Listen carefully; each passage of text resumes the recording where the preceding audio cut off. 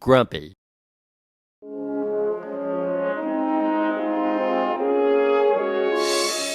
Good evening. Welcome to Legend on Legend. I'm Kathy Legend. Hippie, rebel, icon, a black sheep from an acting family dynasty, the younger son striving for attention and starting a counterculture at the same time. Tonight, an interview with legendary actor and political activist Peter Furnda. We all know Peter from such classic films as Mick, The Turn, and his most memorable, My Trip to Happening. Let's take a look.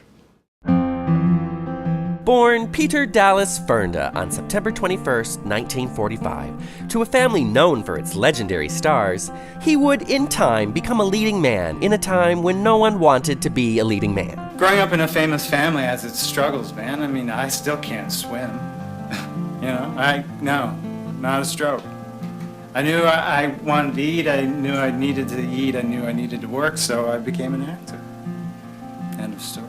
There were many struggles while growing up in the shadow of his famous parents and his sister June, especially after a failed attempt to market the pair as singing siblings. Look, when I was a kid, the fame was oozing out of the walls of my house. Look, we were the Furndas, not the Sinatras or the Reagans or the Huxtables. How's June doing? Do you keep in contact with her? Oh, man, we don't need to talk about June right now. Was it always easy? You bet it wasn't. Would I change the subject? And that's just what I did. Once June threw a big party in the hills. I mean, this was big. I showed up after shoplifting some balloons, and you don't need to know that I was a hit at that party. It was only when I realized that the party had been the week before that I thought, well, shit. June and I used to stay on the beach all day till she'd go in early and lock me out of the house. I'm known for my sense of humor and lack of direction.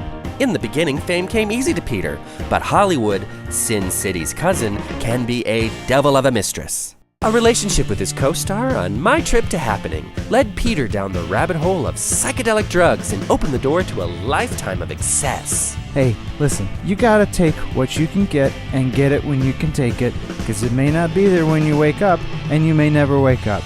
I've never used an alarm clock. After his initial success, it was hard to break out of the sleazy character that had typified most of his young career. Watch out. What's in it? Booze. Depression over a lack of breadth of roles led to heavy drug abuse and a string of loose women. My words to live by: get there, get undressed, and make sure you know where you put your shoes, because her husband may be home anytime and you gotta get ready to run.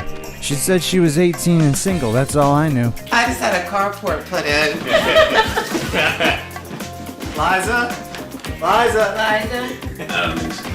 She's fine. She does that all the time. Ladies and gentlemen, I am pleased and honored to welcome our special guest, Mr. Peter Furnda. Welcome, Peter. Thanks, sugar. Hey, have we ever dated? I don't think so. Oh, well. Let me get right to the point. Okay. Everyone wants to know about those wild, crazy, happening times of Hollywood in the 60s. Yeah. What was it like? Man, in the 60s, when you bought a bag of grass, you knew you were gonna lose your mind. You paid the fee, you smoked the stuff, and you ended up nude at a drive-thru. I didn't even have a car till I was 20. So, you're admitting to drug use. That's a good question. When they're there, baby, they are there, and there you are right there with them. I could roll a fat hog leg of a joint and do a small portion of an unimpressive crossword puzzle at the same time. It's all about the work, man. It's the 60s. But weren't you fired from a series of pictures because studio executives called you unreliable and difficult? So you win some, and you lose some, and sometimes you show up at the set and you only know the lines from the last picture that you were cut out of. I hear your acting methods are unorthodox. What's that about? Dig. You ready? Close. Both eyes. Here we go. You're in the rhythm. You know the script? You hear action. You realize you haven't pissed all morning. And suddenly you're fired. Nobody said this business was fair, man. Nobody. What about the string of loose women you've used like Kleenex? Yeah. The ladies, man, ladies. That's what they used to call me. Yeah.